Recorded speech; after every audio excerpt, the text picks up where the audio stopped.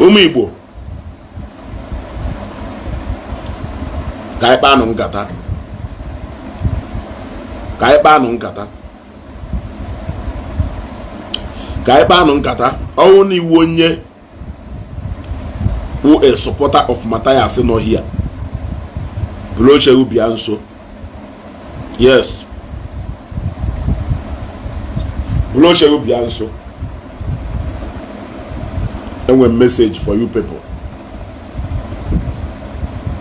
Only a supporter of Mathias, only onye Omenala Ezeaku no here. Bịa nso. Come closer. Bịa nso. Enwe message for you people. Because now we will not keep quiet. We will not fold our hands. You ought to go. I say to a fold to a guy. Lie. Yes, when we're something really serious concern. I don't concern by that message. But when we can buy na do short-sighted. Had a full problem from very far. Hane chemwe. Olu na. Ebe that problem ya does beyond the manage. Oga ifusi onye ona etiwe mkpu. I greet you as go. Happy Sunday. I'm watching from London. Yeah, if I Ndoka, you are welcome, sir. You are welcome, sir. You are welcome, sir.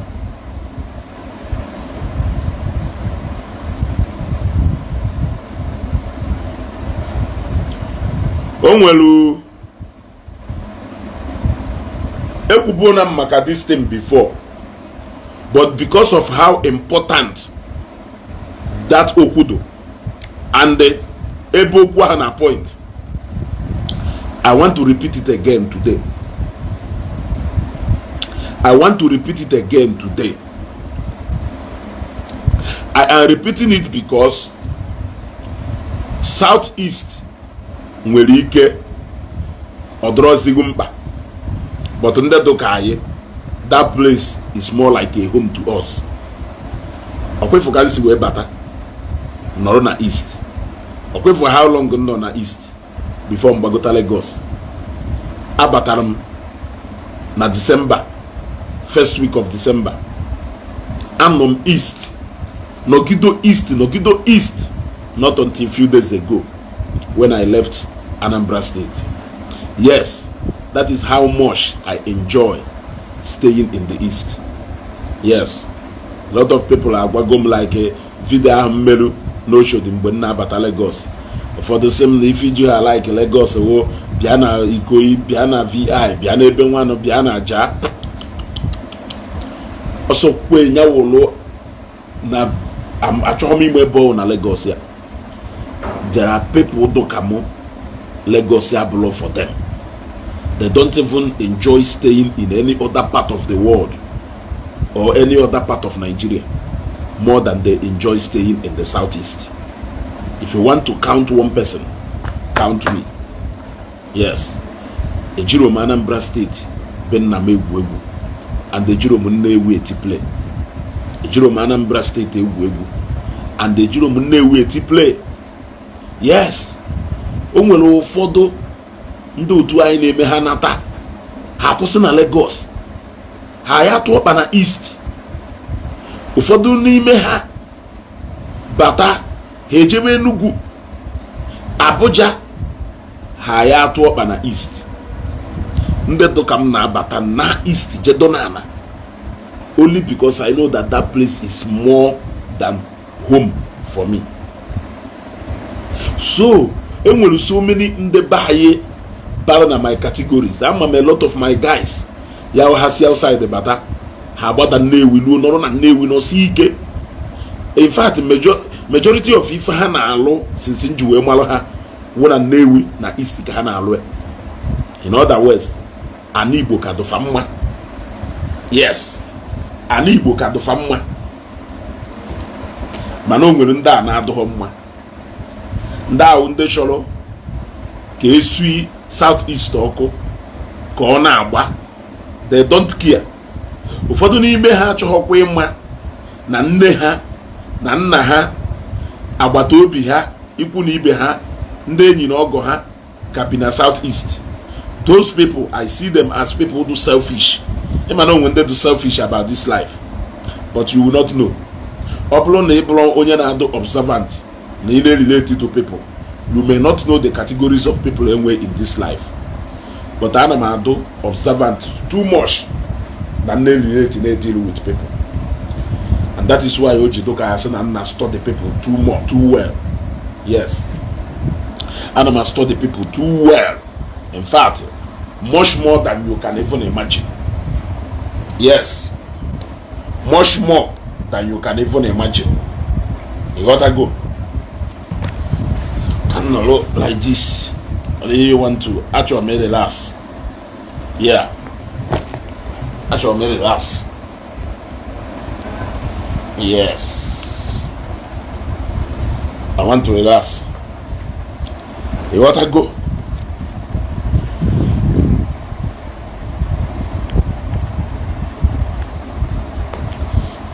So, as I was saying, when we people like us, Ndi Igbo egwu ịghọtana onya ka o ji emepụta ifum ka ya sị na modo somehow personal and direct n'ebe Mathias no.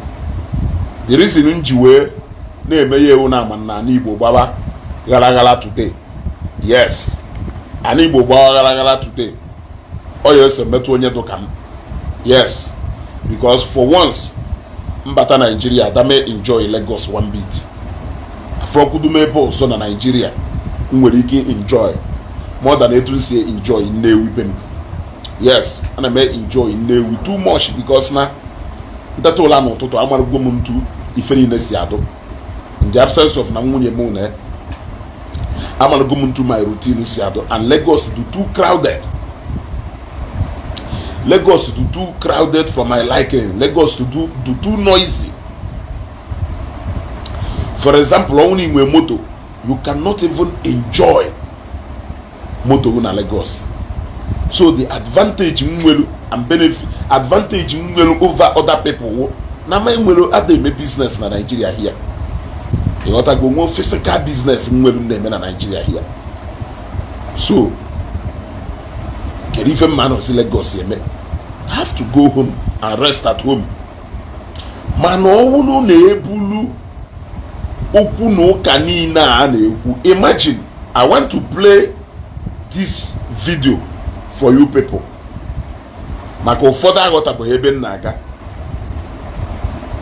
Actually, me play this video for you.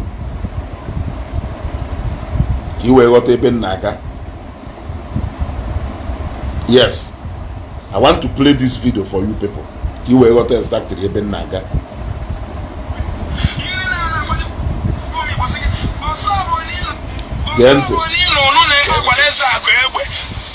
This religion and the pastor and the bishop and the father.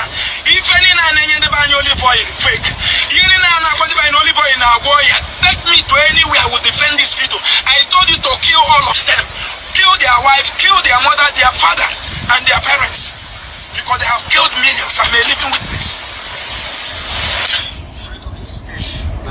Kill their wife, kill their mother, and their parents. This religion and the pastor and the bishop and the father. If any olive oil fake, olive oil take me to anywhere I will defend this video. I told you to kill all of them. Kill their wife, kill their mother, their father, and their parents, because they have killed millions. I'm a living witness.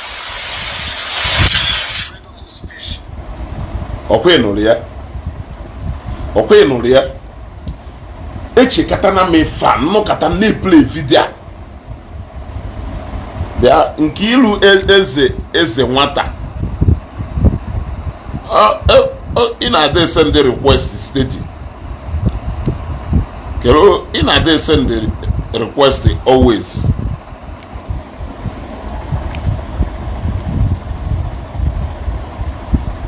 Yes. So this particular voice note or video rather, now put them amuhum no da bodayo amuhum no da enye concern but on enye mwa wezugo concern. And it is so sad that some of our brothers afro anything do wrong with this video. Sometimes amuhum categories of people chineke ke no wa onwere nde nwe ha akọ na uche mmadụ onwere nde akọ na uche eji wee ke mmadụ a suppose ike ha na ụdị animal mana abịasị ke ha na ụdị mmadụ. Onweghị any single person mean well for an Igbo, whether they were a follower of Mathias or not. I condemn this video. No matter any reason, Mathias went so far. It is this kind of a video. Video na daga na dogo. Ogaris channel for dobudo. Onwozonye bi n'ime obodo. Yes. Ogaris channel for dobudo. Onwozonye bi n'obodo. So you can only be clapping for Mathias.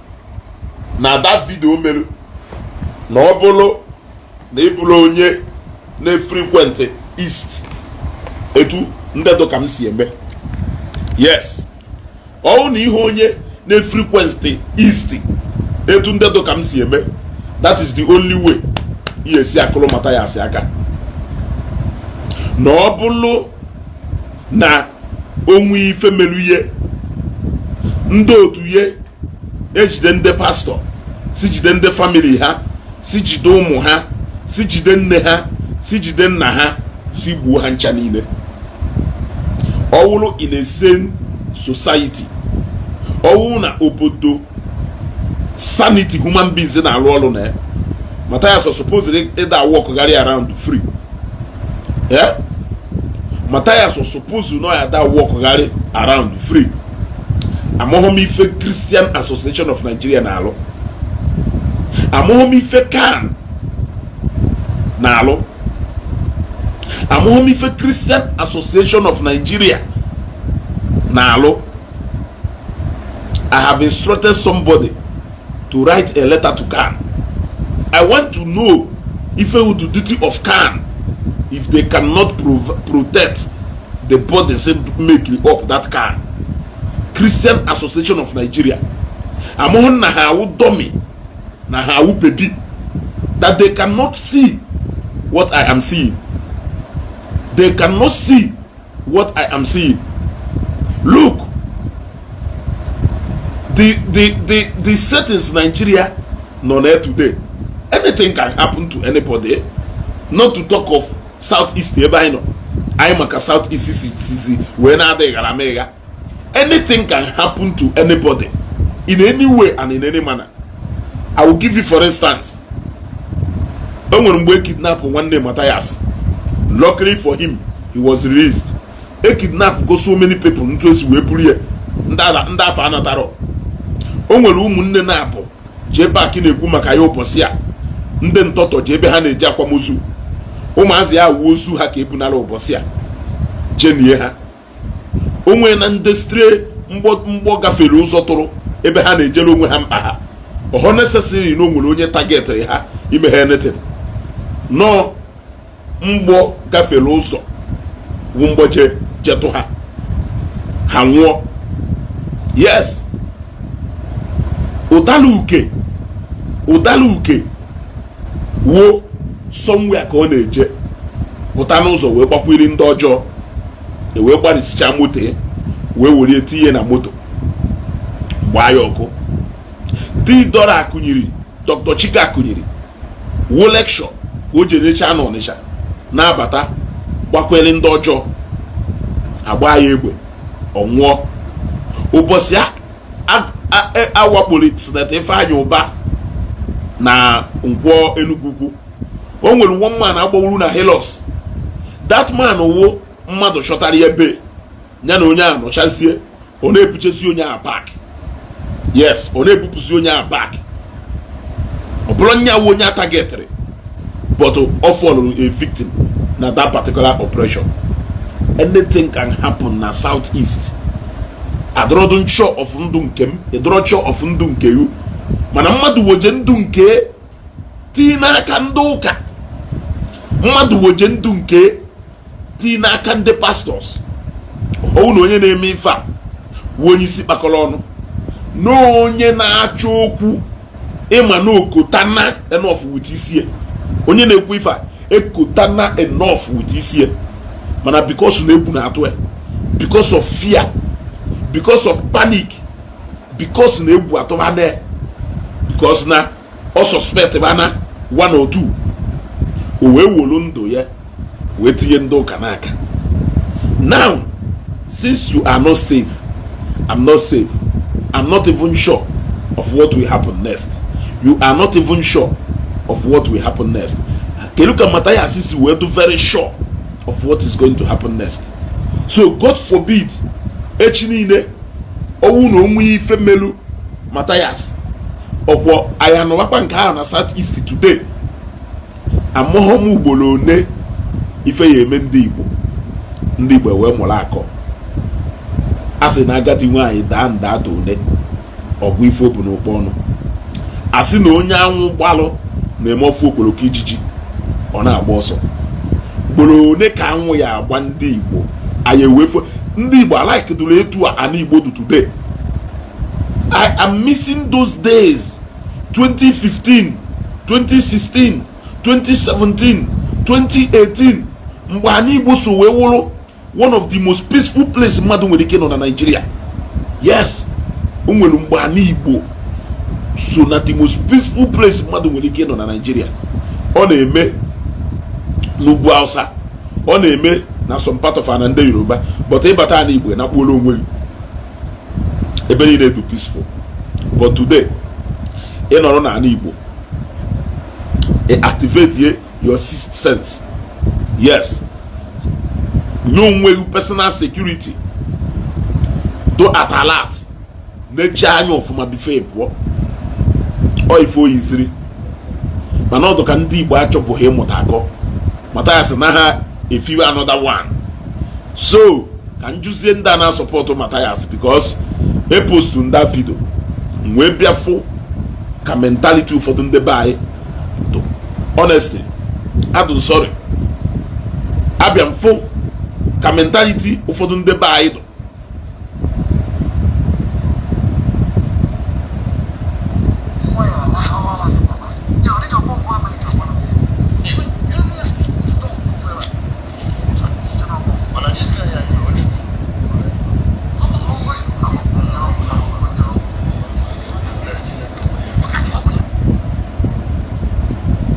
Abịa mfụ ka mentality ụfọdụ ndị be anyị do. Mentality ụfọdụ ndị be anyị in the sense that na mmadụ pụta owolu meseji Mathias na-epreach wolie nya wolie decide is na ya understand the expensive utterances Mathias na-make. Who is interested in his message against the church? Who is interested na his message against the pastors? Who is interested na his message against Christianity? What does that have to do with ịgwa ndị mmadụ na ọwụrụ na onwe ife mere ihe chi niile si jide ndị ụka gwụsịa? In other words, o declare ọgụ against ndị ụka. O were na ndụ ya kowe n'aka ndị ụka. O were na ndụ ya kowe n'aka ndị ụka. So onwezi ife mere ihe chi niile ụmụ isi akpụ a ọ na-recruit, ụmụ bandit niile a ọ na-recruit, ndị mkpụrụ mmiri niile a na ndị a na-agba kolos ọ na-recruit, ndị a dị on a normal ha reason like human beings. On a normal human conscience do ha n'ime adra ya na up ọkwọ ife ọ na-edi ihe awụ another way of perpetrating criminality na ana Igbo ka ọ yawo God forbid onwe ife mere ihe chi niile another group of criminals ebinite Jennifer, you are welcome. Ebinite si na ha na advocate for justice for Mathias okwe ebidobusi ụmụnne anyị o nwere ofufe nna ada agwụ na onye tụrụ okwute n'ime afịa ịmahụ na nwanna ya ọ nọ n'ime afịa, ịmahụ na nwanne ya ọ nọ n'ime afịa, ịmahụ na ikwu na ibe ọ nọ n'ime afịa, ịmahụ na ọ nwere ọgọ nwaanyị ma ọgọ nwoke bịara afịa, onye woche okwute tụọ ya n'ime afịa, iwole okwute tụọ ya n'ime mbụbọ, ịmahụ na onwere nwanne ya nọ n'ime mbụbọ, ịmahụ na onwere ikwu na ibe ya nọ n'ime mbụbọ anyụ nsị. So na ha na-ekwu na ya eme ndị ụka nka, na-ekwu na ya eme ndị ụka nka, iwolu soro teepu machie ọnụ gị, wo supaglu nyachisịa ntị gị, ị na-eme na ịmaghị ife a na-ekwu. Oge ọ ya elejili ọkwọ nne gị, ọkwọ nne m, ọkwọ nna gị, ọkwọ nna m, ọkwọ nwanne gị, ọkwọ nwanne m, oge ebu egbe bata na ụlọ ụka bishọp lụrụ na ọzọ bụrụ oge agbara egbe ahụ, ọkwọ nne mmadụ ka agbara egbe, ọkwọ nna mmadụ ka agbara egbe, ọkwọ ụmụ mmadụ ka agbara egbe, ọkwọ agbata obi mmadụ ka agbara egbe. Biko ọ bụrụ nọ na dis program, ana m ada akọwara ụlọ ife a, ọ bụrụ nọ na dis program mana n'ihi na-akwado ife anyị na-eme ebe a n'ezi obiwu, kedu ife ya ada astọpụghị anyị bata program imetụ aka na share button. Ọ bụrụ na ị na-eshia program a na-eme, o ya enye aka na-expand the reach of this program. Ọ na ị na-emetụ aka na like and ị na-eklik aka na like and the love button, o ya enye aka na-akpụpe program a. If I have the simplest thing ị nwere ike ime, we are not asking you for another thing. Yeah? Ọkwa nwere ndị na-ajụ m ezugo irreceive star, share godu program m na-eme, metụgoduru m aka na like button na love button, hapụgodu star, hapụgodu star, hapụgodu sendere m star for now. Na page me receive star, page me adọrọ monetized. Share godu my program. Yes, share godu my program. Metụgodu aka na like button, metụgodu aka na ịfụnanya na my program. Nyawo the number one thing na yo. Oge olusielu n'oge nke star ayamalụkwa. Odoro difficult. You wanna go? Odoro difficult. So as I was saying, oge aha abịalụ n'ime chọọchị ya bịa gbaa egbe, o nwere onye nwa onye agbalụ nwanne ya egbe. Mgbe ife ahụ mechalụ, ọkwa the moment ndị ahụ pụrụ ka abịa malụ ndị agbara egbe ahụ, o wee wụrụ agbata obi, ikwu na ibe, enyi na ọgọ mmadụ. A na-esekwenu mapụ a na-ese against ndị ụka. I want you to know that 80%, if not 85% of Igbo population are Christians. Your mother, my mother, your family, my family. Ndị ifuru na aka ife ha na-akọ, ha eluho 3322 na family niile nwe na Igbo. Enwere many of them na my whole family. Enwere many of them na ụmụnna niile. Amụrụ m maka ngụnwa, amụrụ m maka onye nọ n'aka nri, amụrụ m maka onye nọ n'aka ekpe. Ụfọdụ n'ime unu so Mathias aka ife a, ịma na-abịa na family unu niile n'ọsọ ngụ onye na-akọ story ihe na-akọ. You know. So ọ bụrụ na you decide ya to go after Christians today, are you willing to sacrifice your family na the altar of that thing they preach? I am asking you, because emalo church ya aba, onwelo church ye de la fa ye bido. They may decide to go after St. Joseph Okofia. They may decide to go after St. Michael Amish. They may decide to go after St. Ignatius Udona, Imo State. Okigwe. Yes. Mbise. Emala ebe fire ga. Any place ya garo today wu Sunday kita. Bagaria na churches niile do na Igbo. Ụmụnne go na ebe a, ụmụnna go na ebe a, ndị enyi go na ebe a, ndị ọgọ go na ebe a. Ịmana ejiri na m case of ijele wee gwa na ifu ebe a na-achị ime injustice, iwe mechie anya go. Echi niile i nwere ike ibe anya m anya m. Wee chetakwara na ife Peter Obi kwuru na the trees we plant today we provide shelter for our children tomorrow, even our unborn children tomorrow. Ịnọla ebe a na-akpa nkata oke n'ọrụ owo ese Mathias nke imeru ikwulu anyị ekwetara onye mere ife ọjọọ, ndị mmadụ agwaghị na o mere ife ọjọọ, ka ịkọ ezi mmanụ na o mere ife ọjọọ. Ajụjụ ka nna ajụ, ọ bụrụ na ife owu n'okwu na for the mere fact that na support here, for the mere fact that ni believe in a message or they preach. Osigodu CJ na Nnewi bu sisi ande Nnewi niile. Ina akwa aka maka na iwo nyunubi. Echi niile o nwere ike sị CJ n'unubi ye bu sisi ande unubi niile. Isoro keto ka okwuo na ndị Imo steeti wụ ndala si bu sisi ande Imo steeti niile. Ịnọlụ na akụrụ ya aka, ịnọ na asị raidon. Echi niile o nwere ike sị CJ Enugu steeti osisi ndị Enugu steeti niile.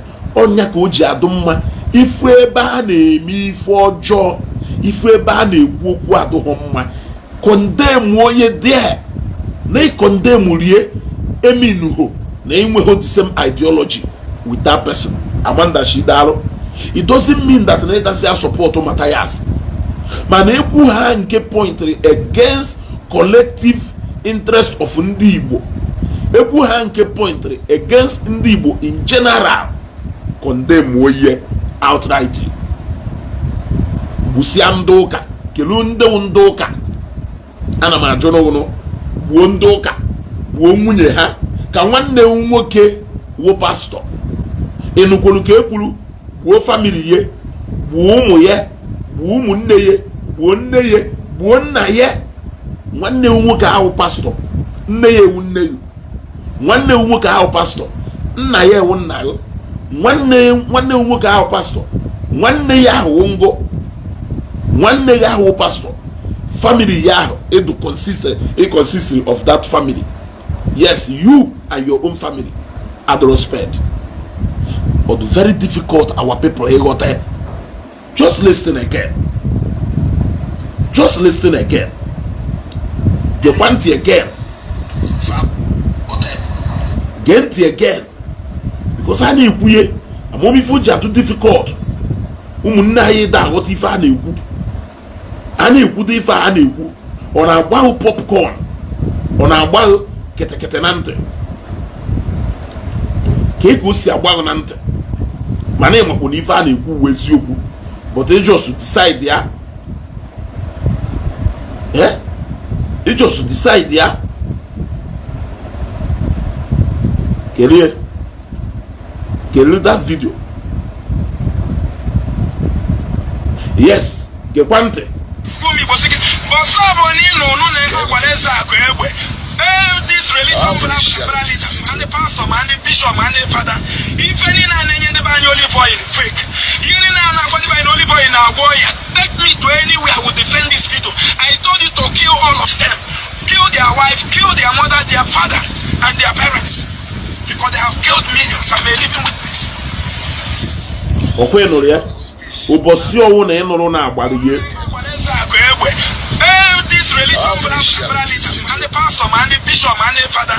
If any olive oil fake, olive oil in our boy, take me to anywhere I will defend these people. I told you to kill all of them. Kill their wife, kill their mother, their father, and their parents. Because they have killed millions. I'm a living witness. Ubosio na enoro na agbala Ezeaku Egbe. Ubosio na enoro na agbala Ezeaku Egbe. Ndị religious leaders niile ma ndị ụka ndị na-ewere olive oil na-enye ụmụnne anyị gbuo ha, mụọ ha ọkụ, gbusisi ụmụ ha, gbusisia family ha niile. Now I ask, with the rate etu esi ebugharị egbe taa na southeast, kele onye ma the next person anyị agba egbe echi niile? I am asking, with the rate etu esi ebugharị egbe na Ndi Igbo today, butegodu mfa na o enolo babe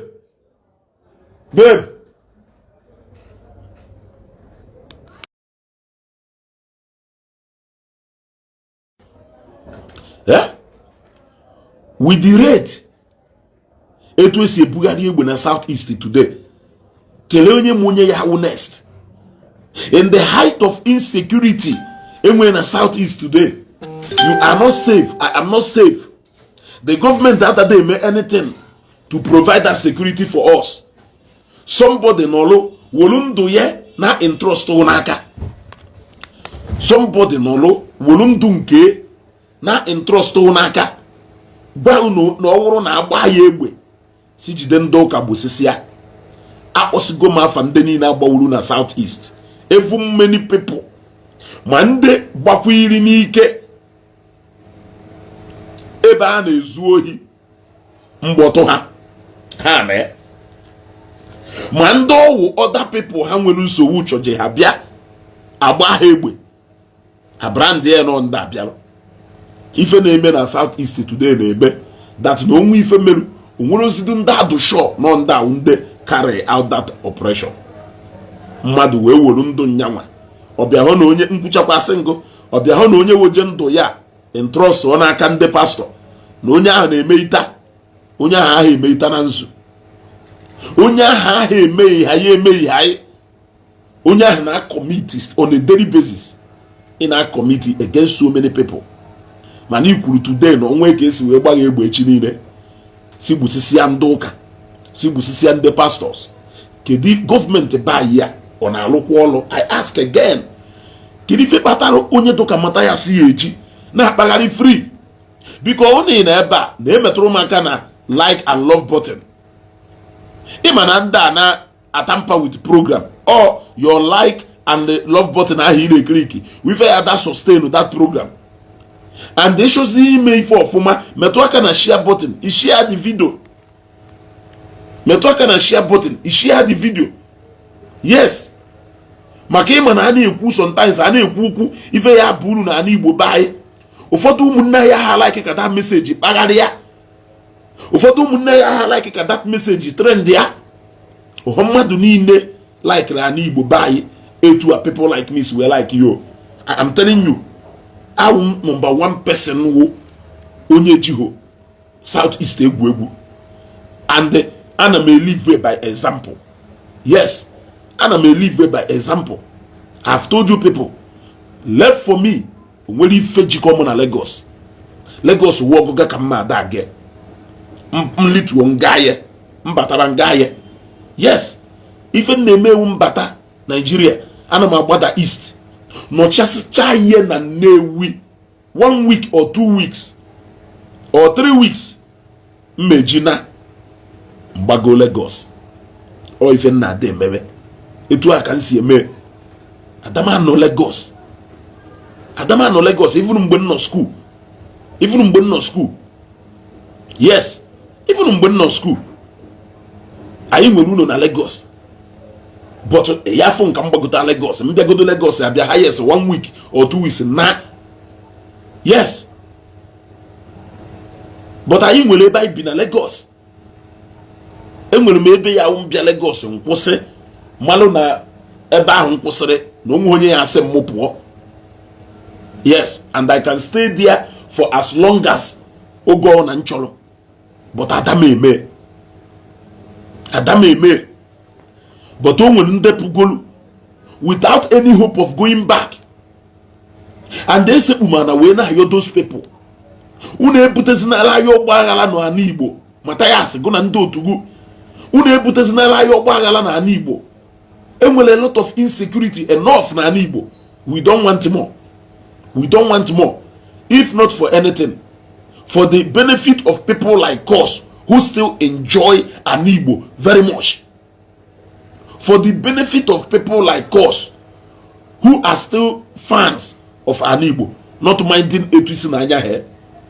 So if Mathias chọrọ owe chi niile ife mere ibe ye meye ife njisi ife mere ibe ye meye is that nobody is spared.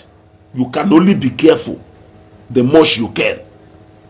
A victim of somebody else's misfortune, you will a victim of another mischievous plan. Yes. We know today. Onye nwere ike explain on ife mere Dr. Chike Akunyili. Kere onye Dr. Chike Akunyili mejọrọ owu a politician. Agbawuri at a time owu politicians can target. Dr. Chike Akunyili or a politician called he's a medical doctor. Nejelu onwe seminar ka oje chalo no Ọnịcha na apụta akwụsị moto utu oye mfu na ọnya de agbawo ye Odaluke or a politician. A lot of people say, when they have business, no business gone wrong. Yes, after give to so many people able go na Igbo. Let me tell you. When you feel na so many people able go na Igbo today, add them with justice. Now, na eme hakwa. I say no ndenya na eme business ojo. Onye gbadoron. Owuru no nde ha na mmadu na eme business ojo na abia gbawuse mmadu. Onwere onye ya afọ na Igbo. Onwere ya afọ na Igbo. Yes. Emokono nwere onye ya emenwu obere ife nkete na ọwụrụ na-etu aka ọdụ. Ọ chọrọ ife ọ ya eme ugbo egbu. Ọ na ịmụ na onwe na ndị egbulu simply because na ha chara injiri mmadụ. Ndị mmadụ na-eche na ndị niile ha na-agba osi na Igbo. Nọ ndị niile ego mmadụ. Ọ ndị mere bad business. Ọ ndị mere ife. It's a lie. It's a lie. A lot of people who go na Igbo today will reason atalo ụfọdụ n'ime ha ridiculous reasons ya agwa eba. You will laugh over it. But somebody agwara m unu yesterday na program mme yesterday agwara m unu yesterday about mmadụ eto ji maka na enyi nwoke gbanyere ofu n'ime ha mbibi fiolu ya ụgwọ mbibi ọ gbanyere ya n'ihu enyi nwaanyị ofiluo na the guy bịa embarrass ya n'ihu enyi nwaanyị. It is enough if sure the guy bịa na-ewute iri poison orie nwụọ. The guy o nwere onye olile ege onye gara as far as itiri mmadụ poison na mmanya na nkwụ ọcha ọṅụọ ya nwụọ. Onye ahụ fụ ndị na-agba egbe ọ ya ezi ha ka ọ ghara ijiri aka wee carry out that ife ọ ya edi ndị na-agba egbe gba ha jenu gbagworo m onye. So ka ịmarụkwa ya amalụ. So many people egbugoro na East today egburu ha because of funny Ezebi kelife ji wee gbawa Ezebi n'obu moto branded apụga onwe crime or committee direct to onye gbara egbe ahụ ya na onye gbara egbe ahụ onwere nwaanyị fa na-azọ ha na-azọ ana ha na-azọ ego ha mere business they don't even know each other but because n'obu apụga branded vehicle it is enough for them ibe ye esi no deserve he dondo. Yes, a lot of people convoys are attacking today wulu because na haji police escort.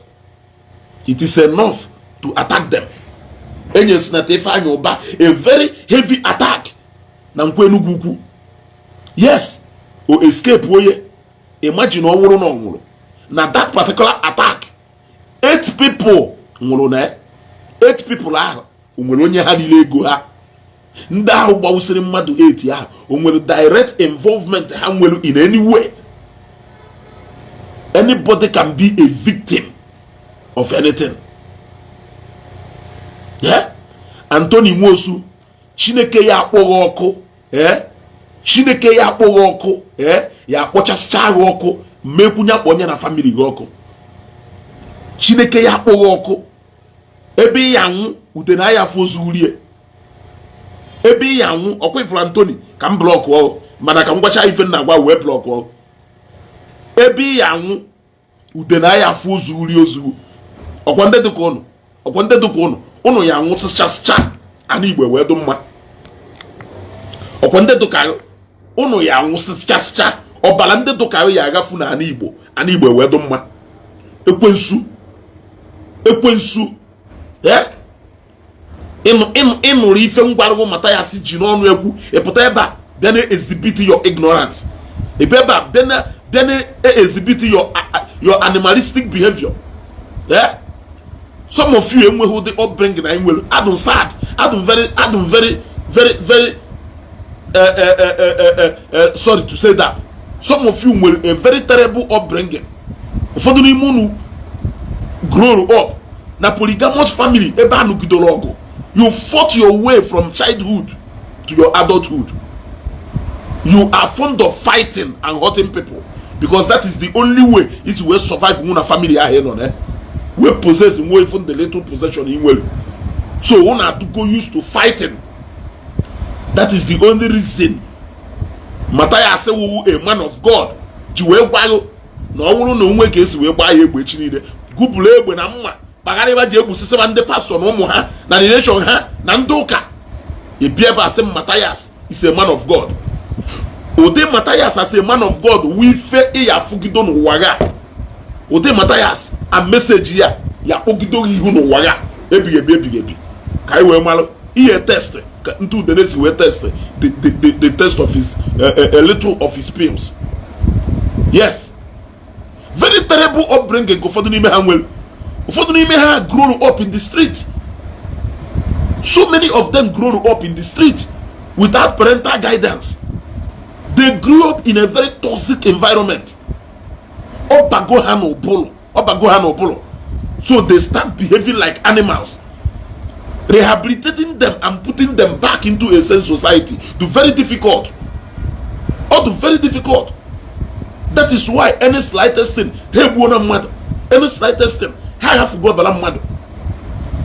Onye nne na nna ya zụrụ azụ ọfụma, whether na edo stubborn mgbe a na-azụ, whether na edo stubborn, o nwere a lot of ụmụazị do stubborn mgbe a na-azụ ha. Yes, but at least ha grow up under parental guidance. They know what is bad, they know what is good. Ha nwere human conscience. Yes, o ya adụrụ onye ahụ difficult ịgafu ọbara mmadụ. Yes, before ife onye ahụ eji wee take decision iji wee gafu ọbara mmadụ. Malo na ife ahụ na onwere ozi any choice. Manu nwere choice issues between life and ọnwụ. Yes, but ndị adụ grow up na family ebe akụwasigidoro bọtụlụ, amụ ha ya omepe anya, apịagidoro bọtụlụ, gbugido mma, wolu mma chụkata mmadụ ọsọ, wolu aka odo kụkata mmadụ ife. Ụfọdụ n'ime ha grow up in a very terrible family, or bro polygamous family. I will tell you something. Onwe somebody Mike Wulumpe. We all know about that news. That guy is very aggressive. That guy who a cannibal. That guy can bite off your hand because of gono. Oh witness if I will. You got to go. Ode mother ha need the akpori apoje rehabilitation. Where teach us back into the society. A happier oblu that trauma na bagari na unleash that bitterness na other people. E got to go. Nda ho na eme ife ahụ enwe ife ha merie. Onwe ife ha merie, but o chọrọ ka other people feel as much pain as ntu osi we feel, forgetting that those people abro how the cause of pain here. No onye with the cause of pain here. Wunne mụrụ ya mụ n'afọ. E got to go. We blew that same vengeance. So a lot of people they follow now support Mathias with vengeance.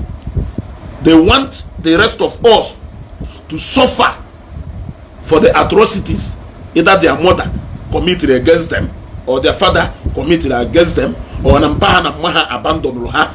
They suffered, so they want the rest of us to feel the taste of their own pain. You got to go. The same thing. Ufodu mwanyi. Afufe na tabe digu today na akadigu uwo. The sin of fiancé ye. Fiancé yo kano. Or njo nka umekotariya ke na ata ofu yo. Onwoku female personally. Onwori female personally. Iwo gari yoba. Otiko do ye ni fonye nke ni email.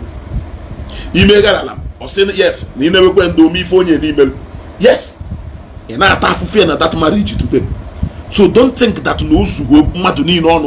we know of all these things. A lot of people call over their past. Manamonde butori anya gwonweye. Onye nwo demon ona gabiga. You go and handle your own. Ebluna misfortune move without the rest of us. If you want advice, go to people for advice. People will advise you. Yes. Go for mentorship program. Iru eba achigari obologo e ghọta ntu ụwa si wedo. The same way a lot of ụmụ nwaanyị ji wee jụ na ha ya no today because of experiences ha nwelu n'aka their boyfriends. Ha feel say na ụmụ nwoke niile dị etu ahụ. Ụfọdụ ụmụ nwoke jụ na ha ya no si nwaanyị today because of bitter experience ha nwelu n'aka ụmụ nwaanyị ha datiri mgbe ha na-eme boyfriend and girlfriend. ochezie na ụmụ nwaanyị niile na-eme the same thing. Yes, there are so many ways the rest of the society si ata afụfụ the few animals or the few elements because they want to take vengeance, because they want other people to feel the taste of their own bitterness. Ọmmadụ melu ọdụ normal na mụ ya play vida m play la ebe a onye ṅụrụ mmiri ala nne ya ọfụma, onye kpọrọ onwe ya ezigbota nwa afọ Igbo apụta sị na Mathias is a man of God. Mathias is a man of God. Fe gbara onwe ka esi wee gbaa ya egbe chi niile. Onye ma onye press trigger. Mgbara ọnwụ n'ime onye press trigger. Jee kpụtara m onye press trigger na n'ọnwụ Dr. Chikakunyi. Jee kpụtara m onye gbara eze bi egbe. I want to know, achọrọ m ịma from section ebe ndị gbara egbe ha si wee bịa. A lot of people agbawuo n'alụ na ala Igbo today. Mụ na obi adị ka ọgụnụ nke a na art film if I'm not mistaken. Ọ dụkọ na Ọnịcha ka stray bullet tụrụ ya ọnwụọ ebe o jee na bank. The same thing with so many people. So kelee onye mma ntụ oyi esi wee nwụ ebe a nọ kịta amụma etu mmesi nwụ ebe a ngụnwa nọ today ịmaghị etu ya esi wee nwụ mana iwo ife na-eso okwu today wo onwe ife mere m jide na onye a ya na-eso okwu na so many families. Onwe ife mere m jide na onye a. Yes, onya ife na-eso okwu na so many places. Okwu ọnụ ahụ ikwughapụrụ. You might have said it just to prove a point. You might have said it just to punish someone else. Ị nwere ike ikwu ya for different reasons, but the fact remains that na ịmara the aftermath effect of that okwu ikwulu.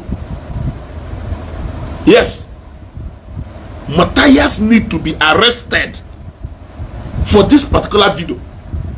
Yes, he need to readdress his people. Yes, only the record address his people.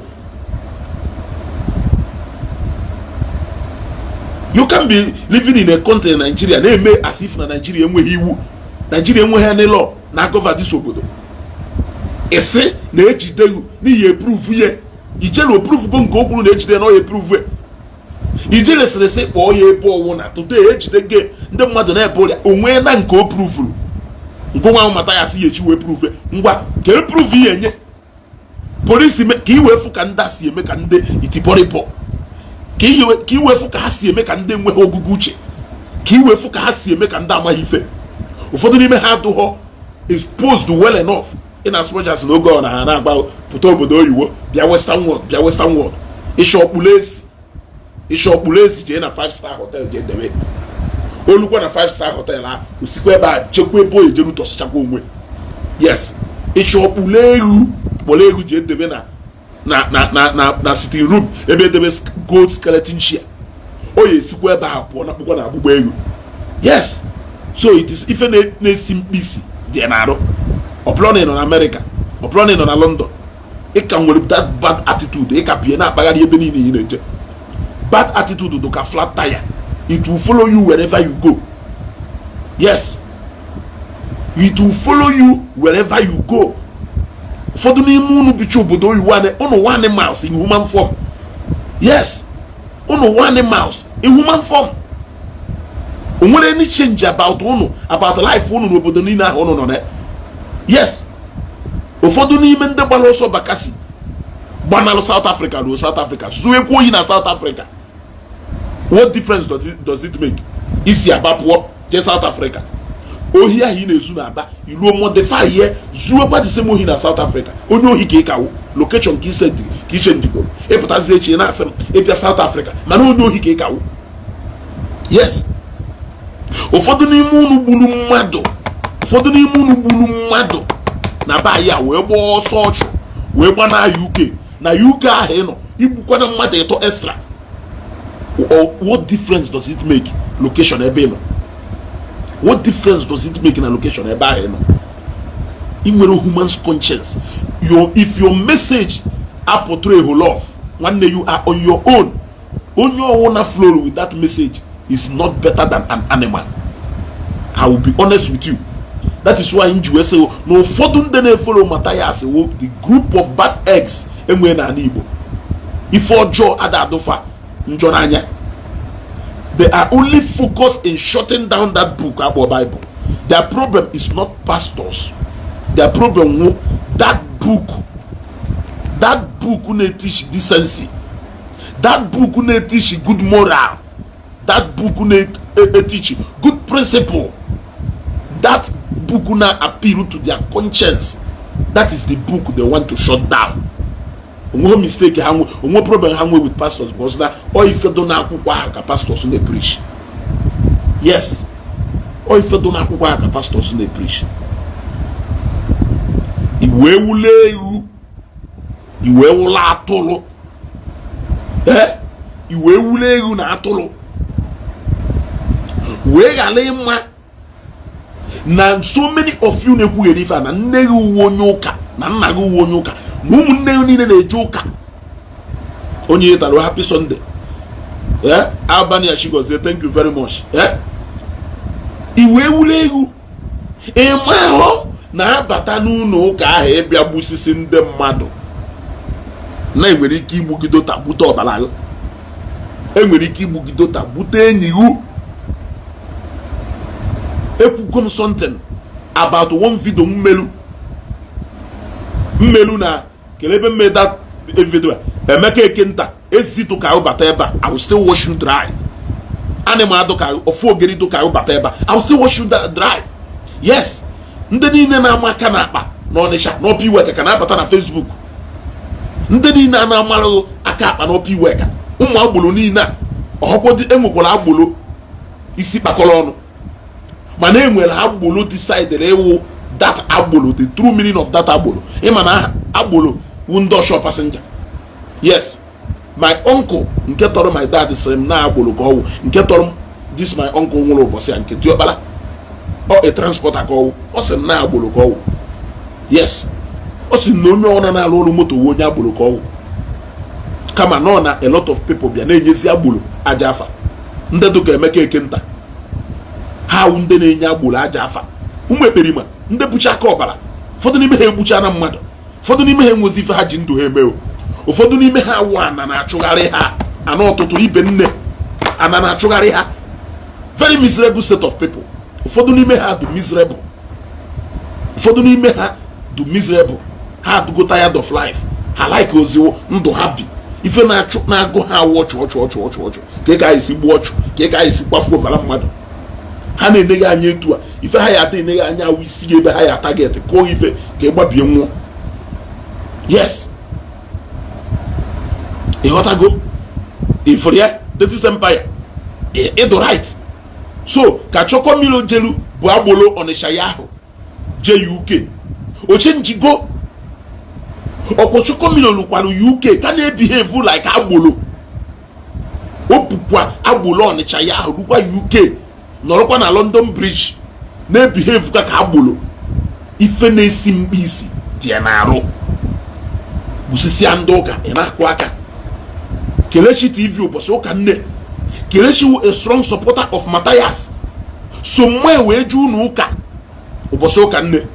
Ọ wụrụzie na ụbọchị ahụ iso mma ju n'ụka ka e decided ka eje gbusisiba ndị mmadụ ewee bata ebe a enweta ife ejiri ime metụ nne yu. Kedu ife ihe ekwu? Ma ọ wee nọ na nne yu jechala ụka ọ bata ahụ. Kedu ife ihe eme? I want you to tell me what you are going to do. Because I can tell you that this of Fogeri batara ebe Emeka Ekenta Isiagu agboro Ọnịcha batara ebe. I can tell you that na mpama na ebe akịta nwere ike nna ya wụ Night of St. Christopher. Nne nwere ike wuru onye isi ndị CWO. Yes. Yeah. Nna ya nwere ike wuru onye isi ndị EFAC. Ikwu ya na ebe akịta ekwu okwu nwere ike nne ya ahụ emisi money mass emisi. Nna ya ahụ emisi money mass emisi. The only crime ha committed wụ na ha mụtara efulefu. Yes, and Chineke anyị ekwe ka ha taa ofu ife ha emeta ha because of efulefu ha mụtara. Chineke anyị ekwe anyị ekwutere ha ọnụ ha. Yes, asị na onye mụrụ ose aka agba aka nwa. Yes, so let us assume that na ọ bụrụ na ọsọsọ ka ha mụtara na ha agba aka nwa. Yes, so we will address you in person and leave your parents out of it. Ha committed any crime. Yes. onye mụtara Deriko na anene today ha commit any crime. Ọnwa ibe ha yoru chukwu ka ha yoru chukwu. Nwoke Chineke nyere ibe ha ka onye ru ha. The only thing na nwa ha decide to rebuild ndụ obiri, and we shouldn't hold them responsible. And that go go know before can associate everything to bad parenting. Mana na emecha nchọpụta na society may play what their own role in spoiling the mental capacity of a child. If you say what to pụta, ọ na-behave ka animal. Oba igafu obala mmadu ada atusi. I remember those days na Anambra State yawo ebule egbe pụta na Ọnịcha na-agba egbe. Ndị mmadụ akwụrụ na-akụ aka na-asụ ụmụọma ride on. I remember those days here wapụta gbawusia polisi buru egbe mmadụ apụta na-asị yes na ride on no kwetala no ife kwelu ha. I remember those days. Ife na-ajụ onwe m ụwụ conscience ndị be anyị ebe ka ife mere ndị Igbo ji wee wụrụ mmadụ jebelu anyị elusuge somewhere. Ifuru ebe agbawuru mmadụ ibelu ị na-akụ aka. Ifuru ebe a pụtara n'afịa bịa gbaa egbe gbawusie mmadụ ị na-akụ aka. What can be justified to mmadụ ịnapụ mmadụ ibe ya ndụ ya? There is no reason you can ever give ya justifying goma ịnapụ another man life ya.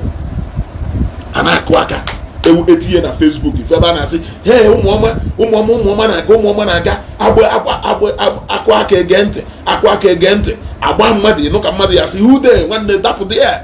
Ana m asị ọkwụ nne mụrụ ọwụsụkwu nne mụrụ ụbọchị ọya anụ na-agbawuru nwanne ya ọ na-eti mkpu na-ebe ị na-achụsi onwe gị mpa nwa na-ebe ụrịa ọmụhụ na ndị a na-agba osisi nsi ọ na-akụrụ aka ọmahụ nọ ụmụnne mmadụ ka ha wụ ọ mara ọnụ ụmụnne mmadụ ka ha wụ.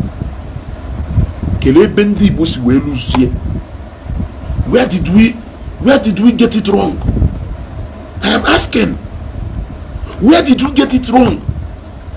Kelee ebe conscience mmadụ si wee si n'ime anyị pụọ anyị wee na-emesi ka ndị anyị wee na-ebisi ndụ ndị Hausa. Oge Abubakar Shekau bidoro Boko and the Haram n'ugwu Hausa, ndị Hausa na-enwe aṅụrị.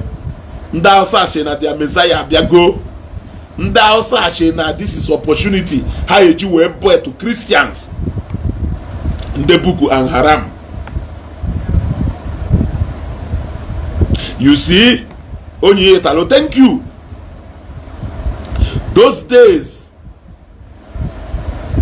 ndị kelebe na ndị otu today mụ na go oke n'ọsọ mgbele n'ọsọ ị na-agba ị na-ene anya n'azụ edrozi safe na some communities enwe na southeast today a dominate ka onwere ozi ndị bi ebe a ada agazi ụzọ aga ngwa na iwuru onye n'ilu ka ọgọnụ lilu ka ọgọnụ ka ị last ije village ụnụ ndị lilu ka ị last ijelu ụnụ kedu ife na-achụ ife eji wee na-asịgụ na eshekmeti okwu ị na-ekwu n'ọnụ na ụfọdụ actions na ị nwere ike ide ekwu okwu based on good intention. Another person nwere criminal mind nwere ike hijack ya ife ahụ ị na-ekwu ịghọtago ọ hijack ya ye otilo yes, that is what it is. Otilo a hijack ya ye. That is why ihe eji wee na a control your utterances okwu ị na-ekwu n'ọnụ na checkmate your actions. Yes, there are some people, mischievous people ngụwa nwere ike nwee good intention ịghọtago, but your actions and your utterances will shift people into acting based on what you have said. A lot of people amaho ebe ị nọ kete ị nwere ike you know how much some people believe in you. Onwe ndị ya wee gwa today ha wolu mmadụ ịmapụ mmadụ isi eje masịsịwa ndị mmadụ isi, but ya ma na inwe such power inwe that kind of control ebe ndị mmadụ ịghọtago ịmahọ. So I want to know I want to know kere ife oge book and harama bidoro ndị Hausa che na-efa wụ the Messiah ha na-eche ka ha wee chụpụ Christians n'ugwu Hausa. Mgbe ahụ a na-agba chọọchị si ọkụ, a na-egbusisi ndị Christians, na-egbusisi ndị pastors, na-egbusisi ndị reverends. Ndị Hausa na-akụ aka befe mara ife na-eme ọbịa na mosque, befe mara ife na-eme ọpụzieli na churches kịta na operate si peacefully n'ugwu Hausa. Ọ ziri mosque wuzi ndị na-agba ọsọ kịta na mosque ka nke wee benebe na-egbu kịta. Befe mara ife na-eme o take over the whole northern part of Nigeria. Yes, ịbata na Zamfara, ịpụta na one village etu a achụsịcha n'ife niile do na ya, ha ncha niile ebisi na IDP camp. Ndị ohi a take over. Ịpụta na Meduguri na area ya ha ka Nnewi niile ndị colonize ge chụsịsịa ndị niile bi na ha jee na IDP camp jebiri. Today ebiazie n'ugwu Hausa IDP camp do too much. Ụfọdụ n'ime ha bisi na IDP camp, ụfọdụ ndị ọgaranya nwere ego n'ime ha fold sia up ife ha na-eme kpọkọ family ha na nwale obodo oyiwo. Ụfọdụ migrate ye si from obodo ha bazie obodo ọzọ. Ife ahụ ife ha che nọ ebe ọzọ ka ọ na-eje, ha mụọ na ife ahụ ife na-abịara ha in disguise. Today ndị Hausa awụzi ha na-ebe akwa na-ayọ gọọmenti bịa nyere ha aka.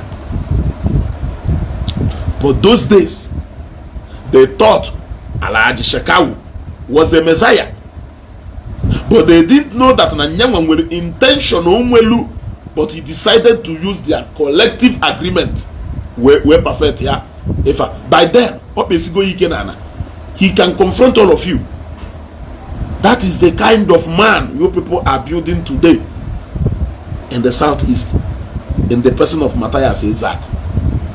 Yes, that is the kind of man you people are building today in the southeast in the name of Mathias. Mado potalo na program na Facebook, ebe thousands of people na watch. Onye ma no nwere people do loyal to him. Onye ma no nwere people do loyal to him.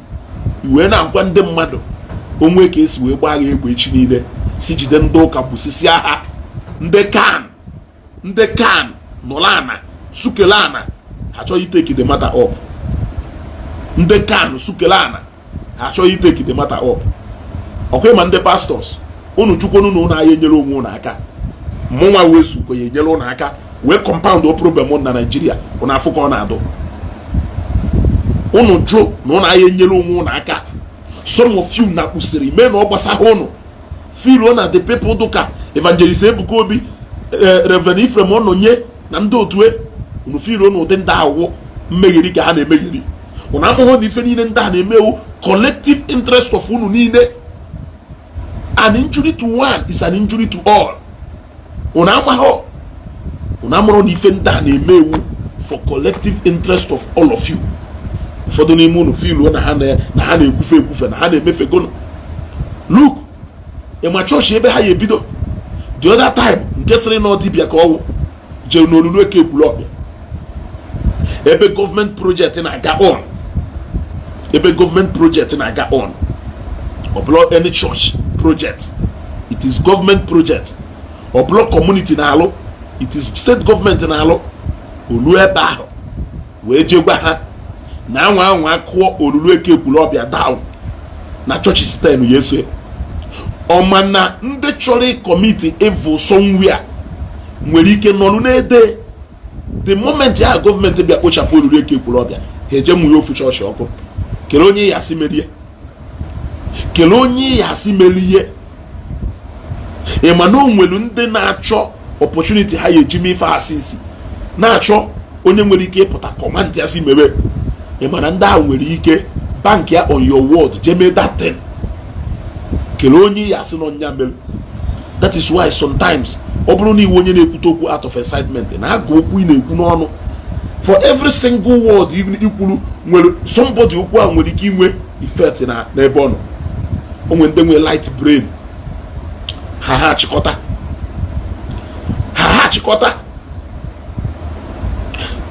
I am calling the necessary body.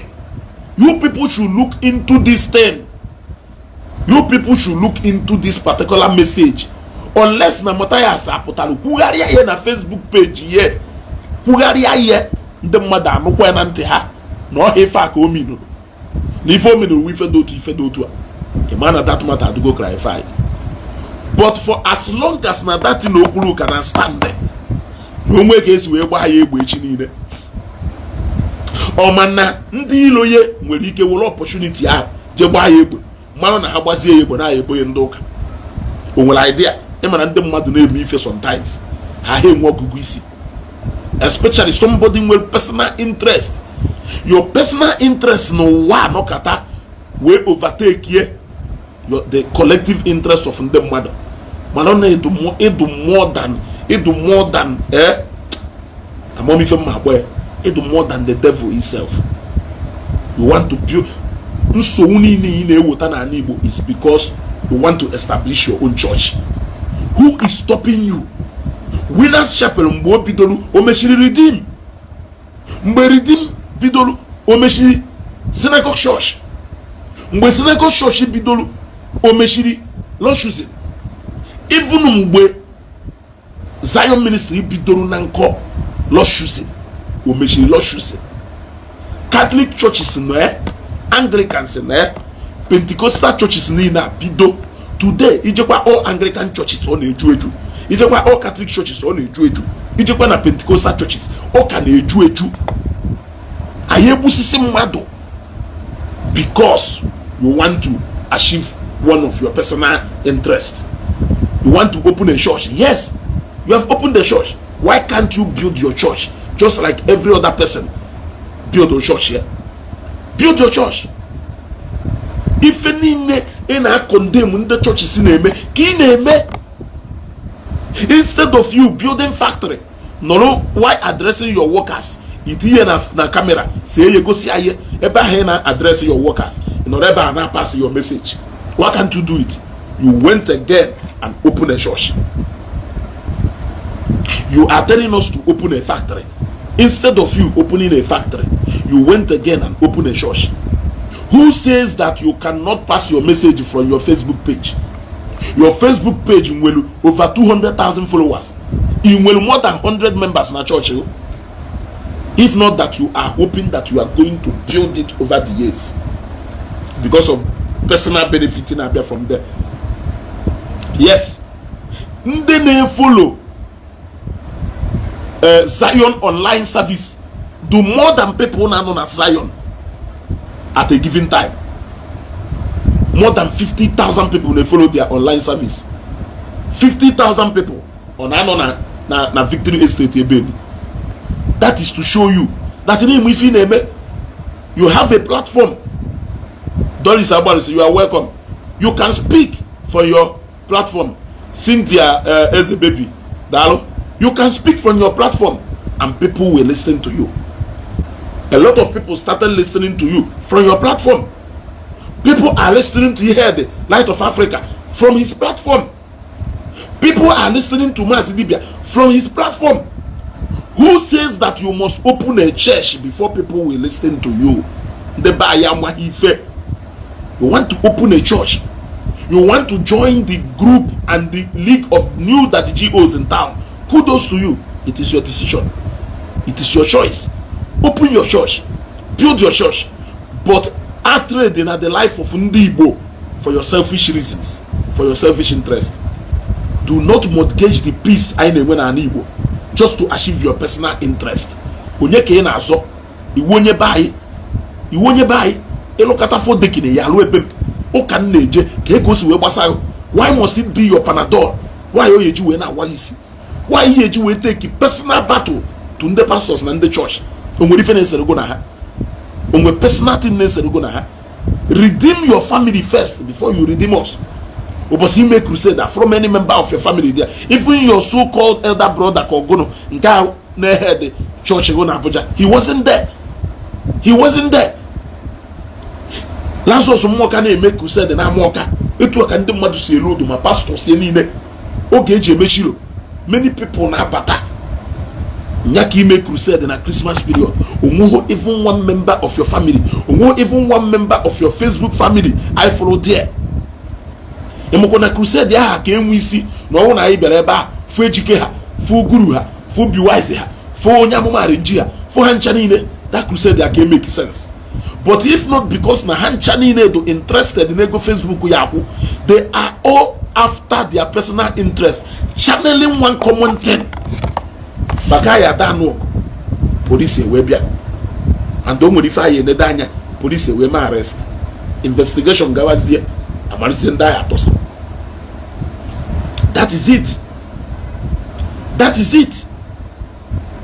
Iwe necha anya we chok you wolu ndu ụmụ Igbo we to swell because you want to open a church. Lazarus moka mepelu mmadụ anwụọ.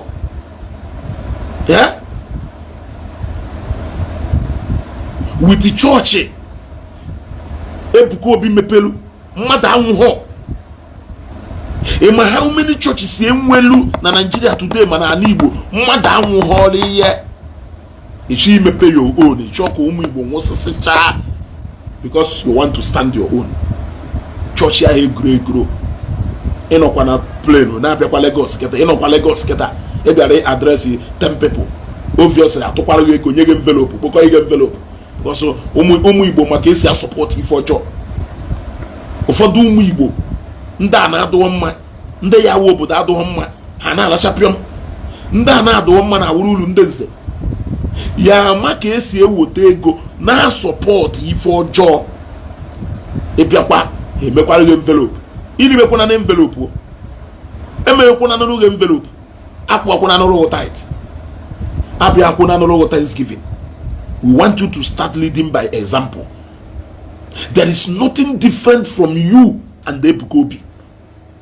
There is nothing different from you and the Ebukobi.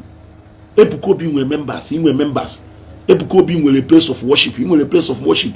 Ebukobi were message on the in were message in the you are even bad because Ebukobi one command their congregation here against you. You are done. Yes. Manangoma wo ni nweta bogo no depa we na acho mgbe nweta chalo depa we na acho ebelebe ya egbu inweta bogo depa we na acho that power do very far away from you. No wuru ni nwego depa wo ụfọdụ ndị pastors anwelu by command their congregation gwa ha mee ife do otu ahụ emeye mmadụ aka agwugo mana Chineke adara ụra. God can never put us to shame. Yes, God can never put us to shame. Mathias with a very bitter heart. Mathias with a very bitter soul. Trace it back to the childhood and the youthful age of Mathias. That guy passed through a lot of things. I see that guy konye one thing na hunt. That guy to konye a shadow na hunt. That guy will a trauma on a pass through. That guy will revenge.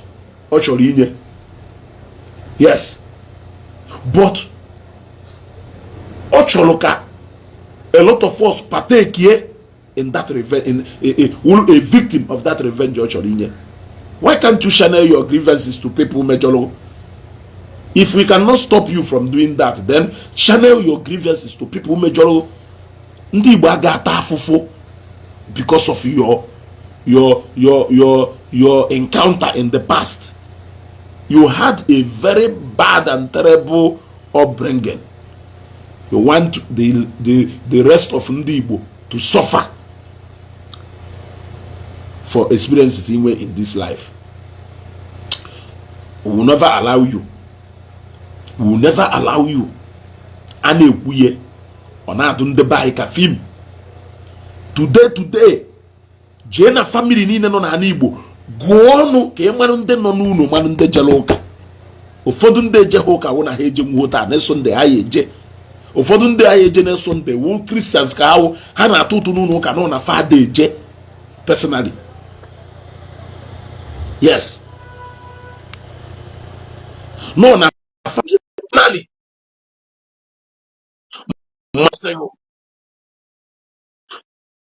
No nwe ife melu ihe ubu seba ndị ụka mmadụ so Okay, you are welcome. Happy Sunday, sir. Ezeaku, right on. Right on. One them. Dalo. Hasna Mathias na zondi marondo. Ondo na zondo.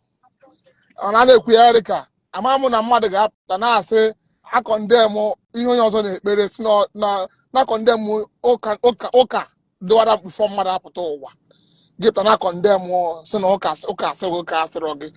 Fee nke ị na-efe ka onye ọzọ fee nke gị were anyị Igbo na turn upside down. Ndị ma na-ara asị ya right on dadi. Ekwu ya dịka onye hatere onye akpọrọ asị.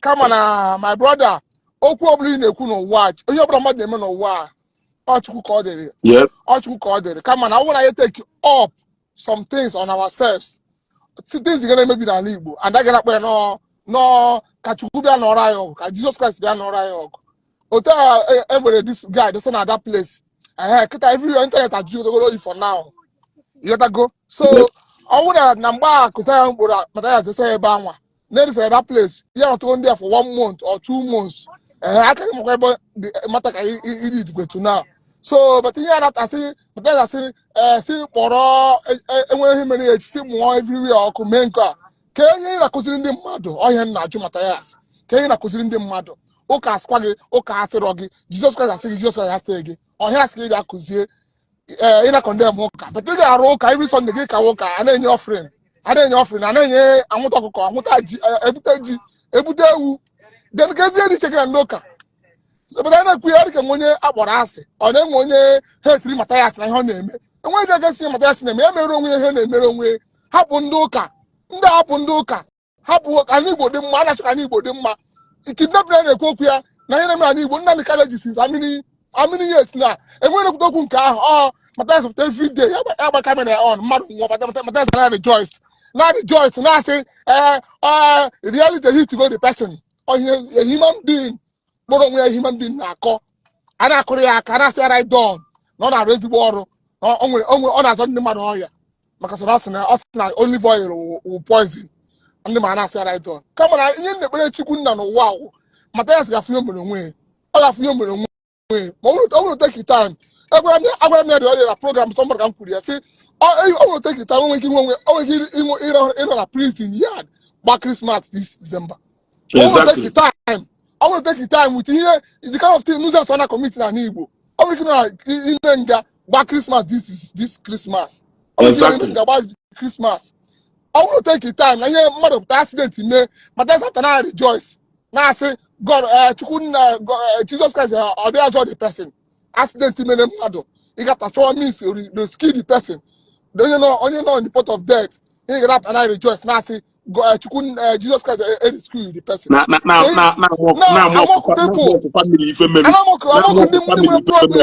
People with problem. Yeah, with Jesus Christ will problem. Yeah, with Jesus Christ problem. I say Nigeria will today. When I got born, yeah, man. When I equate here, and I go oku only every day. If I say, can follow this way. Yeah, go oku and when you want to say, come on, my brother. You in the baggy. May you continue your work. I'm a for your work. I'm follow you. You see, can I hear me? Thank you very much. Yeah. Thank you very much. Yeah. Thank you. Right on, thank you very much. I wish you well. Thank you very much, sir. Thank you. Dalo nwanne anyị nwoke. Dalo. Onye nwe anyị gozie you. You see? If even nwanne anyị nwoke kwuru, ọ wụrụ na ndị law choosing na-aka ụka etu a na kanal ndị Zion na-aka ụka etu a onwere ndị na-anụ ọgụ onwere ndị na-aka onwe ha kere ife kpata na Mathias enweghị ike ibidokwa chọọchị nke ihe na-akakwa ya n'aka etu o si aka ị ga-ata adọtalele mkpụrụ obi mmadụ ka nsa malụ meseji iwu do ha ka ọ ya adụ ihe adụ enweta members iwu anwụnị ya esui ana Igbo ọkụ. I am challenging the Christian Association of Nigeria, Anambra State Chapter. I will sikita ka mmalụ onye wu onye isi ndị kan na Anambra State. Achọrọ m ka mmalụ ọlụọ na-alụ. Achọrọ m ka mmalụ oke n'ọlụọ na-alụ. I want to know why kan cannot take up this matter. Mathias needed to be swear affidavit. Only the sign or ya sign. a publish ye na national dailies. We put na television, we tie na Facebook page. Yes. Yes. Jego maka ntu ogunde ogwano na Rwanda. Ema na make that genocide emere na Rwanda. Jego ko si we bido. It started with a speech like this, that these people are like high because na on a power. They don't like us because na on a power. Nda na firu na ha no na minority. Na nda no na power. Achọ ko chiche bia to hang with the minority. Now, okwa etu a ka president is we buy na plane. De fenenu e we wolu egba ana agbapu kerifa na agba rocket efa rocket launcher ka ogono we launch ya etu a o we gbalie plane ahụ president nọ n'enu. Ndị tribe ahụ president ya si from side ha pin no ha nwa n'ọchịchị ha wee declare ọgụ ozugbo. Etu a ka esi wee wolu abalị before ndị n'ime ife na-eme egbuyie na mmadụ maka gono na-egbulo president be ha wee boye ndị eni efere ya ha wee boye ndị eni because na-enwego conflicting interest. Ewe were rocket launcher wee pịatuo president eni pịatuo plane ebe ọ na-eje meeting o wee nwụọ.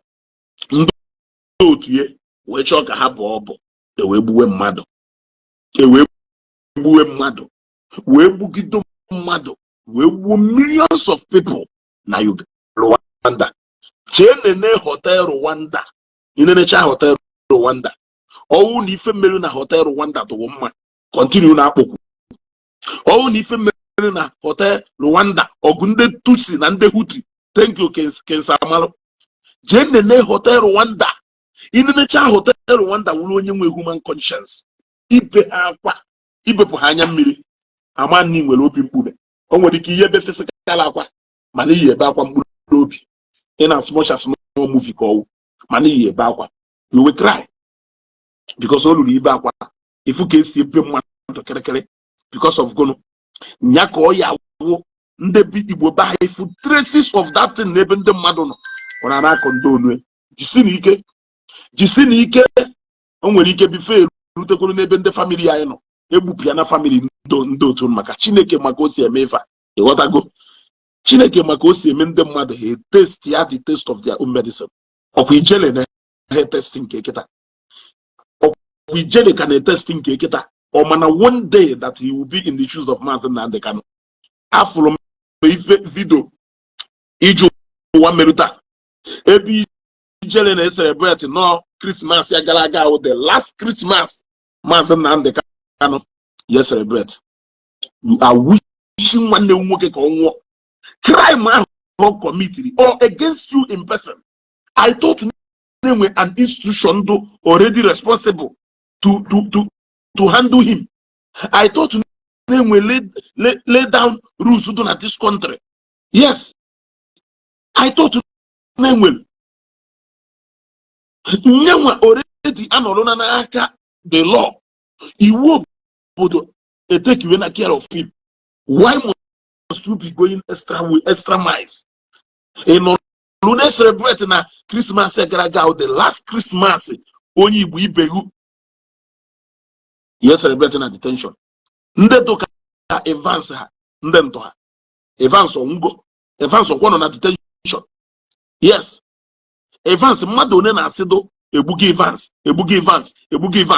Mmadụ one na ekwe, onye na egbe. Wadume nke ejidere mechara hapịa.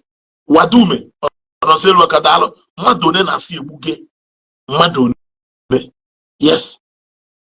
Anyị nwere ike enwe different mistakes anyị na-eme, but at a point enwere iwu mmadụ baa n'aka iwu allow the law to take its course. Ifukwa ebe a na-achị abuse the law n'ebe onye ahụ nọ allow kwuo because ka mgbakwa eziokwu mmadụ 50 ejidere uzuru ohi nwere ike 20 adị innocent 30 adịghị innocent. because na deny her justice and you decided to speak for them. Ominu Okonine speaking on behalf of 30 and the other innocent. You are speaking even on behalf of yourself. Because now one day I accuse you of his way. Kelonya ya dezi mepe ife meleme tiye na scream that the madu wefu nizu ho yezuku. If not now subject kwalago under that same justice and equity. That is the only way you will have the chance to prove whether you are innocent or not. But when you ask support jungle justice. Jungle justice.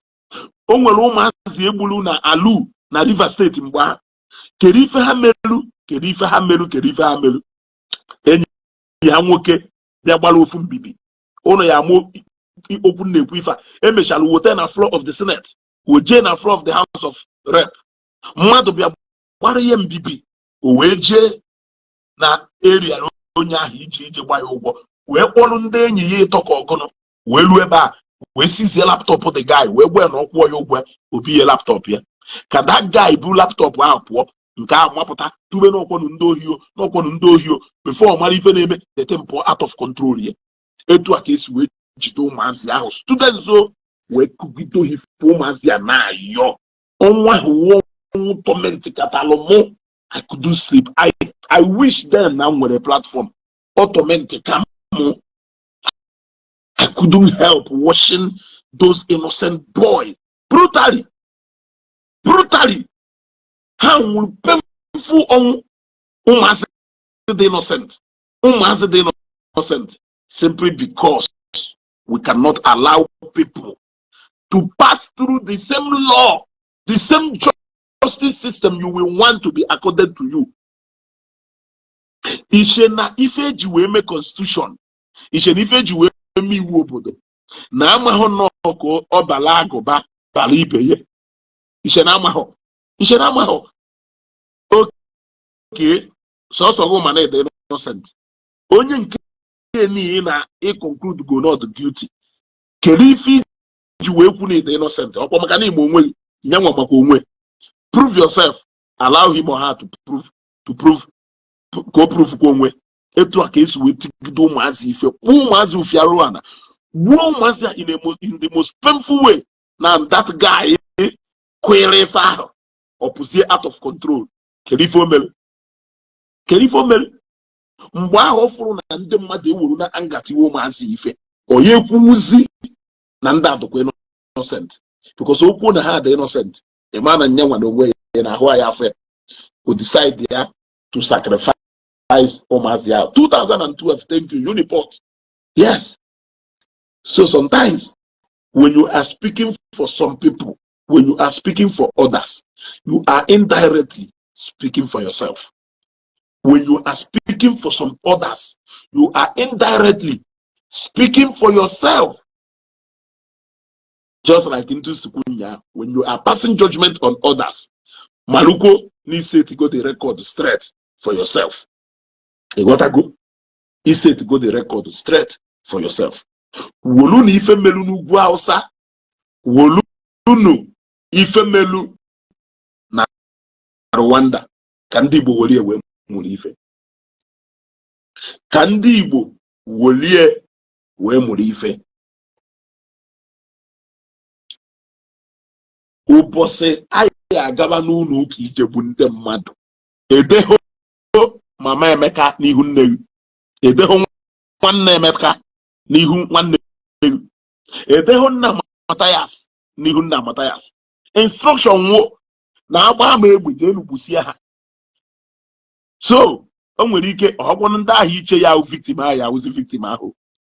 Ọgwụnụ ndị ahụ ị na-eche nọ ha ya victim ife a na-ekwu nwere ike wụ the actual victims of this thing a na-ekwu. Ịghọtago? It will cost us nothing to live in a sane society. It will cost us nothing to live in a sane society. Egbe belu ugo belu. Egbe belu ugo belu. Daniel Dalo. Pass your message to people. When people see that they have a lot to benefit from you, they will follow you. I built my page to 31,000 followers. How did I manage to do that? Did I do that by shutting down Kolobi the page? Did I do that by shutting down JPAC page? JPAC and with 200 and 300 and my own 30 they grow. Kora and with 1 point something. Ogechi and with 1 point something. Angela Muso and with 1 point something. Some people ahead got 1 million now. Oh, one day I show 500,000. When then I show 200,000. This world is big enough to accommodate everybody. Yes. People will follow you because of what you offer. Yes. People will follow you because of what you have or you offer. Yes. And the one will follow. Monday, name content at the book. Sign make content. The mother they follow her. So it is big enough to accommodate everybody. Pass your message. Don't close your message with hatred. Too expensive. Let us stop playing games with Ndi Igbo. Let us stop playing games with Ndi Igbo. These days now, Ndi Igbo zizi ndụ ụmụnne ha were azụ okwe. Any interest ọbara mmadụ aya wufu na onwere onye na-eche na Ndị Igbo jizi ọbara mmadụ were atụ okwe. Unu jizi ọbara ụmụnne anyị these days were azụ okwe. Onwe osi onye chọrọ ịma ife na-eme nwanne. Ụka ọzọ biri omeji dube nna ya. Yo nna ya ji aka denounce ụka. Ọwụ na ife ruo na nna ya kwuru na ọchọ ọzọ ife a na ọma ife okwuru na onye speak for you. Jee gọba mmụọ hapụ anyị. Jee gọba mmụọ hapụ anyị na mmadụ ada agwara atọrọ ya. 5 o'clock to 5:30 to 6 this morning. My dad anọrọ na n'ụlọ ụka. Ọka ugodo nna mụrụ m amụ n'afọ hazi m ekwu okwu mmụọ. Ọ nọrọ na n'ụlọ ụka. Ohe emisi oche ya emisi ekwukwo nya mbụ. Ịfụ he n'oche ahụ ụbọchị ụka ma na oje east ma na ome travel ọ nọ ha around. Yes. Onye si ka ngụ nwa. Why can't you sort out your own issue? Yeah? Why can't you sort out your own issue? So ndị nwere like mind ka go.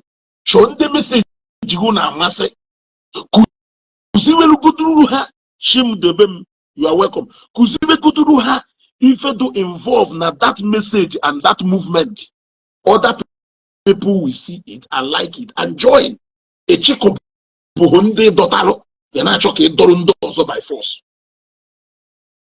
The 21st century, God okay, ya force name man or happy for the media so then go. But that one who can one now force that one into ime something. Can one may if you will be forced to an adult to come ime something. For the mono, a loose channel control level mono. A control no do more no an adult to come be control. An adult to come be control. You don't control an adult.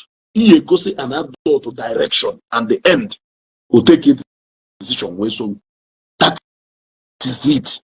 That is it. Charity begins at home. In a preaching message of redemption. He redeem shall go your family members. He redeem shall go munne ekugo nubo no sego e kafum na anya carry umunne yu enokomotos dalo.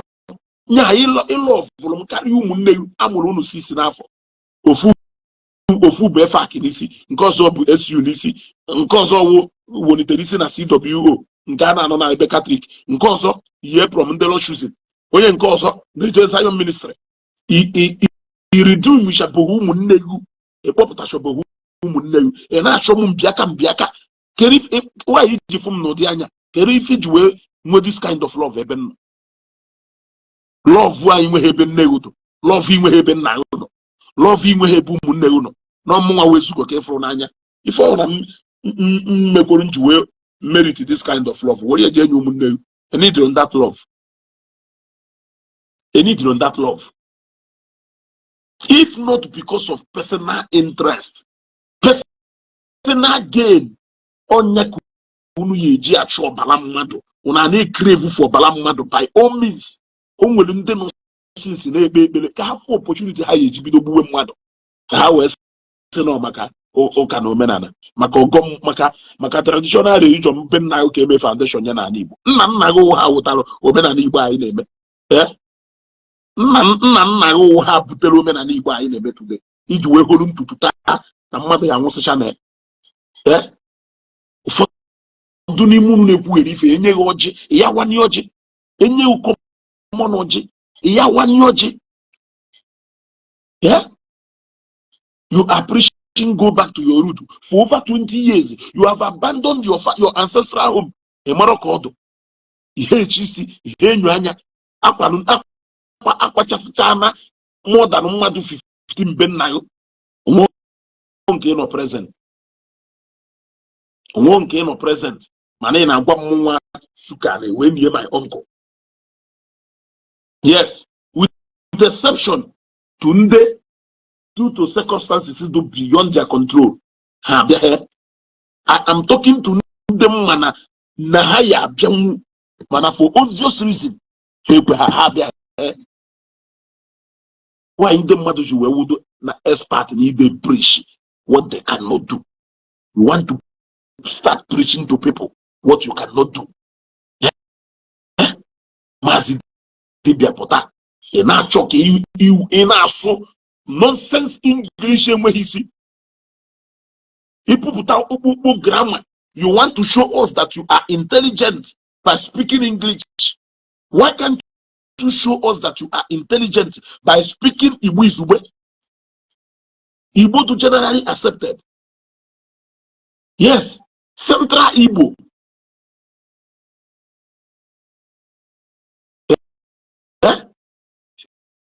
The etymology of the etymology. Encompassion, encompasses, compounded, compromise, grounded. In our philosophy of life. In our so ki we go sinde bayinate intelligent. He had the put of to go script or go script to go just script. Hit ya name suye or piachi script or go. You after maybe this guy in a ya to bosia. How I wish that guy in a na mana. If any had the color nonsense. Ishi jum Otavida, what year yeba. If we need fukule ba ofife kokuru. Man, if in that only this year, you have to propound and disintegrate for you to analyze and the inefficiencies of the overgrowing and undergrowing. If in a henna call nonsense. We are speaking grammar. If in a so grammar, you show he explain if Madojoro in a simpler terms. When you're born a Ndi Igbo no just so you know you work away marife. A back and Igbo no way for language in the you actually get back to your root. In English, Queen's English, Onyawa Sunanayo, Onyawa Sunanayo, Ana Kuziro as a bike Hayesi Aswibo, Ana Kuzi Omas bike Hayesi Aswibo, Epotapa is going on the bike in Agoku, but you want to show that you are intelligent by speaking English. Or blodo normal spoken English and also everywhere like a come go, come go, back down, eat food, no eat food. You say devour. It show you what you eat. You go away to the Ishi understand and say assimilate. Yeah, and I show you what you eat. Can the matter resonate intelligent? But if you can speak fluently, a simple spoken English, and people will understand. But you want to bring in grammar, you want to be blowing grammar. You will go in the Bible intelligent. He had a video of 15 minutes and end up saying nonsense. You a live program of 1 hour, 3 hours, and end up explaining nonsense. explaining nothing. Umokoko na wash ya na akụ aka ha aghọtakwana n'oyibo nwere ife ha ghọtara. Ịchọghị ịghọ wit bọrịbọ sọrị oyibo. Ịchọ ịghọ wit bọrịbọ sọrị oyibo. Ịsụgharị oyibo ị confuse gị. Ịghọ uge. O wee wụrụ oyibo ka eji akụziri uwe to your root. O wee wụrụ oyibo asụsụ ndị ọcha ka eji akụziri gị uwe back to your root. Unu neediri ka epukpu unu theater. Ụfọdụ n'ime unu need brain surgery. I'm sorry to say that. Some of you need the brain surgery. Yeah? In area nkọta ma na iji eze ekeri ụmụazị. Ị na-eri ebunu ma na ị na-asa atụrụ. Ị na-eri ebunu ma na ị na-asa atụrụ. Ndị Igbo be anyị neediri enyemaka. Ndị Igbo be anyị neediri enyemaka. I am still counting down to my birthday. My birthday na-abịa in 10 days time. In 10 days time. Gift to birthday may receive new, but it will be channeled into something. Yes. Yes, that I want to go for a medical outreach. In fact, I want to impart on life. Yes. And I want us to do it as a team from this page. Ezeaku Global TV family. Let me put it from the family of this page. Yes. Let us touch lives. So let us keep in line with Ifa. So it's 10 days going down. Actually, he made the 10 before my Bagota Lagos. But I have decided that now you disturb me Bagota Lagos because I can still go back, or I will put up a team. Go. Yaga Gana is the no one can Gana Lagos here. Agam na Lagos here. But I am ensuring that no present guy can we jay to switch. Go. Can we jay to switch. So all just like into Sekumbo, if you want to support us na that movement, inbox one or only your WhatsApp number, shout na WhatsApp number. A lot of people na turn up. People na turn up, and I'm grateful. I'm grateful. You know that go? I'm grateful that people, because when you turn up, it means you are celebrating me. You are celebrating me. But when then I jomo Ezeaku star button mo receivable star mana inwerike is so into this ministry now. Yes, a receivable star, but you can sow into this ministry now. Yes, I want to touch lives of 1 or 2 people. Yes, but Tom Mukinyelo, you have given to me, but you are celebrating me, but you are also giving to people who are less privileged, people who don't have. Let us do it as a family. Then saying happy birthday in advance, counting down. Thank you very much. I'll end this broadcast here. But on this particular issue, and many other issues, we'll come back tomorrow. Because no woku balulu, woku ya weku ofuma, or ye maybe ife. Don't miss it. Woku ya weku ofuma, or ye maybe ife. Fondena Ezeaku, now your birthday outreach, because shetam from page here. I have a well-organized program laid out for this particular outreach in Chorije. Or brought today can plan or brought today can plan and with or without people, I can still do it. But I am only saying, if you want to celebrate me, Ezeaku, if you want to celebrate me, Ezeaku, celebrate me through this particular outreach. Yes, through this particular outreach. Galon, go star mala